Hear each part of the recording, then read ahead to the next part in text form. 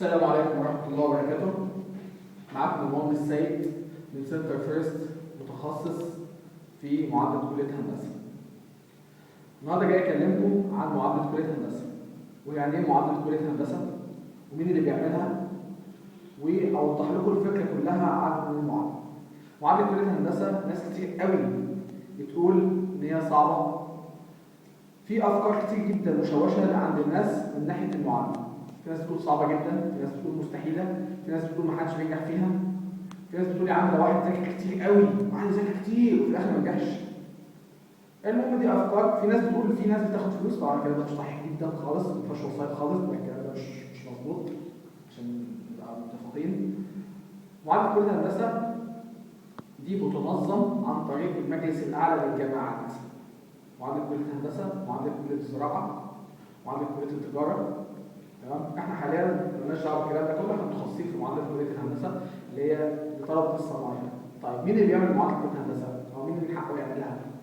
عندنا نظام الثلاث دبلومات اللي حاصل على شهاده الدبلوم 3 سنين. كل مدارس الصناعيه اللي حاصل على الدبلوم 3 سنين او التدريب المهني او معهد السليزيان ودون بوسكو نظام ال3 سنين بحد ادنى مجموع 70%. حد ادنى 70% بالعمل. يكون جاي في الدبلوم 70% بالعمل. من حقه ان هو يخش المعادله وليه فرصتين في 3 سنين. فرصتين في 3 سنين شامله سنه التخرج. يعني ايه؟ انا اتخرجت السنه دي وليكن مثلا السنه دي 2014. تمام؟ يبقى انا ليا فرصه السنه دي هعملها مجرد ما اتخرج اروح اعمل معادله. والسنه الجايه والسنه اللي بعدها كده 3 سنين يبقى 2014 و2015 و2016. تمام؟ بس فرصتين بس، هم فرصتين ثلاثين. يعني انا لو دخلت في 2014 وفي 2015 و2016 مش كده 3 سنين؟ بس انا اخش في سنتين بس، يعني هي فرصتين بس، يا 2014 و2015 يا 2015 2016. ما ينفعش اخش 2014 2016. يعني لو دخلت 2014 ما دخلتش 2015 ما ينفعش. المهم يبقى انا ليا فرصتين في 3 سنين. لو جت اول فرصه لو وقعت فيها لا قدر الله ربنا بتخش الفرصه الثانيه على طول، ان شاء الله بتنجح في ثاني فرصه على طول. دي اول حاجه. ثاني حاجه المعاهد الصناعيه نظام السنتين بحد ادنى 50%. على فكره انت ممكن تعملها وانت في سنه اولى معهد. هتقول لي ليه؟ ما انا ممكن اخد المعهد واكمل منه. هقول لك لا، هتوفر على نفسك سنه. المعهد مش هيضيف لك اي معلومات جديده. كل اللي انت بتدرسه في المعهد ملوش اي لازمه في الحياه. انت عندك ممكن تخش المعادله وانت في سنه اولى، لان كده شهاده المعهد بتدخلك اعدادي هندسه. لو عملت المعادله بتخش اعدادي هندسه، سواء عملت المعادله من اول بعد الدبلوم، سواء عملتها بعد المعهد، سواء دخلت المجموعه، كله بيخش على اعدادي هندسه سواسيه. فانت ما تضيعش لنفسك من عمرك سنه كامله ملهاش لازمه. تمام؟ خلاص انت عندك شهاده الدبلوم 3 سنين وعندنا شهاده المعهد بسنتين. تمام؟ بس الدبلوم 70% حد ادنى، شهاده المعهد 50% حد ادنى. تمام؟ عندنا معهد دون بوسكو والسليزيان نظام 3 سنين والخمس سنين نفس الحكايه، 3 سنين 70%، الخمس سنين كان 50% بس. وعندنا مدارس الثانويه الصناعيه نظام 5 سنين. الخمس سنين. طيب وهذه المعادله هنا. وهذه المعادله بالنسبه للمعاهد مع سنتين او الخمس سنين، صناعي 5 سنين بيدرس 4 مواد. الدبلومات بتزيد عليهم ماده بس اللي هي الانجليزي. تمام؟ المواد ايه هي؟ عندنا رياضه عامه، رياضه خاصه، الميكانيكا، الفيزياء. الرياضه عامه عباره عن هندسه، جبر، احتمالات ورسم. الهندسه عباره عن ايه؟ عندك في حساب مثلثات، عندك في هندسه تحليليه، والهندسه الفراغيه. الجبر عباره عن الاسس واللوغاريتمات، المتتابعات الحسابيه والهندسيه، التباديل والتوفيق، نظريه ذات الحدين، الاعداد المركبه. واخر جزء اللي هو الاحتمالات والاحصاء. تمام كده؟ الرياضه الخاصه طبعا يعني اغلبيه الناس بتوع المعاهد درسوا الرياضه الخاصه في الدبلوم، وكمان في نفس الوقت درسها في المعهد، اللي هي عباره عن النهايات والتفاضل وتطبيقاته.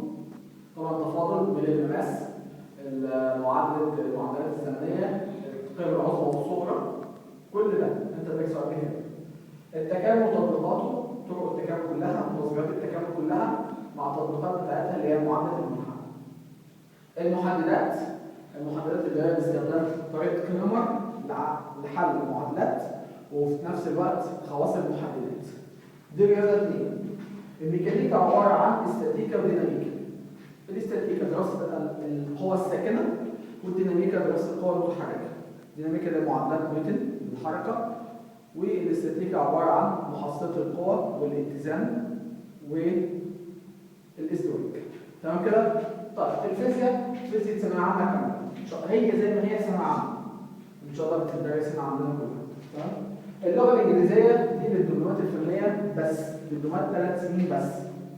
تمام؟ بيجي لك الامتحان عباره عن كومبريهنشن اللي هي ريدنج، بتقرا قطعه معينه وبتجاوب على اسئلتها تحت. بيجيب لك باراجراف اللي هو جزء رايتن، بتكتب باراجراف معين. بيجيب لك تشوز اسئله اللي هي بتبقى خاصه ديبندز اون الجرامر بتاعك.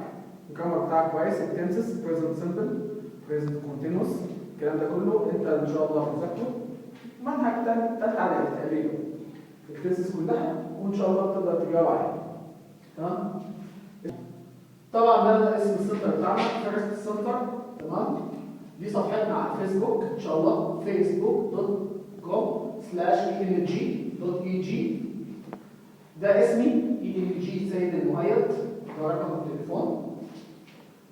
دي صفحتنا او القناه بتاعتنا على اليوتيوب youtube.com/user/ENG. طيب خصائص المركز بتاعنا. ان شاء الله المركز عندنا هنا بنقدم كتب شرح للمعادله كلها شامله المنهج كله كامل، بتتدرج في الصعوبه. تمام؟ يعني الكتاب او الوحده بتاعتنا بيبقى فيها شرح مع كده مسائل بتتدرج في الصعوبه، زائد ان في اسئله كتير جدا ومسائل كتير جدا عشان الطالب يتدرب على الوحده ويشرحها كويس جدا. بعد ما الوحده بتخلص، طبعا الوحده ما بتخلصش في يوم في حصه، الوحده بتخلص على الاقل في حصتين 3 عشان الطالب يستوعبها كويس. في نفس الوقت بعد ما الوحده ما بتخلص خالص بيتقدم، انت بتحل الحاجه وتقدمها لنا بتصحح، وفي نفس الوقت بنحل اسئله كتير بعد ما الوحده ما بتخلص خالص. تمام؟ طيب تالت حاجه عندنا بنحل امثله اضافيه كويس كتير قوي عشان الطالب يتدرب على ايه؟ على الوحده بتاعته كويس. في بقى بنعقد امتحانات دوريه، كل شويه بنعمل امتحانات علشان نعرف مستوى الطلاب عندنا. وعلى فكره بجد الامتحانات دي اللي بيسقط فيها ما بيكملش معانا في السنتر. تمام؟ ما بيكملش. احنا السنتر بتاعنا هنا ان شاء الله عايزين اكتر ناس نسبه النجاح عندنا ان شاء الله باذن الله، نتمنى ان شاء الله من الله توصل ل 100%. تمام؟ اخر حاجه هنا بتوصل ان احنا بنحل امتحانات كتيره جدا. احنا معانا امتحانات محلوله من سنه 92. تمام؟ الطلبه كلها بنفضل ندربها طول السنه او طول السنه على الامتحانات عشان الطالب يبقى حاسس بالامتحان نفسه ويجاوب على الامتحان كويس ان شاء الله عشان يخش يعمل يدي كويس في الامتحان. بسم الله الرحمن الرحيم. عايز بس اعرف الناس ان انا المهندس سيد، كنت ناجح سنه 2003 معادله هندسه، وفي نفس الوقت معانا المهندس صالح ناجح دفعه 2004، في المهندس اسامه ناجح دفعه 2009. المهندس اسامه ناجح من عندنا في السنتر. في ناس كتير قوي كنا حابين تشتغل معانا في السنتر بس هم ما فضلوش يشتغلوا معانا، فضلوا ان هم في الكليه او يشوفوا طريقهم في الحياه. معانا ناس الحمد لله كتير قوي نجحت في المعادله. تمام؟ احنا عامه اللي بينجح عندنا في المعادله ما بنسيبوش في هندسه في نفس الوقت. في اعدادي هندسه بنقف جنبه كويس قوي لغايه لما يقوم على رجليه. زي ما انتم عارفين اللي بيخش علينا هندسه من المعادله بيبقى في الاول صعب شويه، بنقف جنبهم كويس جدا بنساعدهم. احنا بندرس برضه في نفس الوقت مواد اعدادي هندسه. عندنا مثلا الماث اللي هو الرياضه، عندنا الفيزيكس اللي هي الفيزياء بندرسها في السنتر برضه. ان شاء الله ربنا يوفقكم. اللي بينجح اللي يفكر يخش المعادله، الموضوع هو عايز جد جديه شويه تعب، بس مفيش حاجه بتيجي بالسهل. تمام؟ هو شويه تعب ان شاء الله وربنا يوفقكم. وهندسه ليها مكانه في المجتمع كويس قوي، اظن انتم كده عارفين كويس. طيب هنحب بس نعرف الناس البيانات تاني عشان ايه ان شاء الله ربنا اللي يحب يشترك معانا في السنتر. اسم السنتر بتاعنا فيرست سنتر. دي صفحتنا على الفيسبوك facebook.com/engfirst.ag. موقعنا engfirst.com. ده اسمي انا ENG السيد المؤيد. ده رقم تليفوني اللي يحب يتصل ان شاء الله، اللي يستفسر عن اي حاجه بجد. تمام. يوتيوب دي قناتنا على يوتيوب youtube.com/user/engfirst.ag. وربنا يوفقكم ان شاء الله.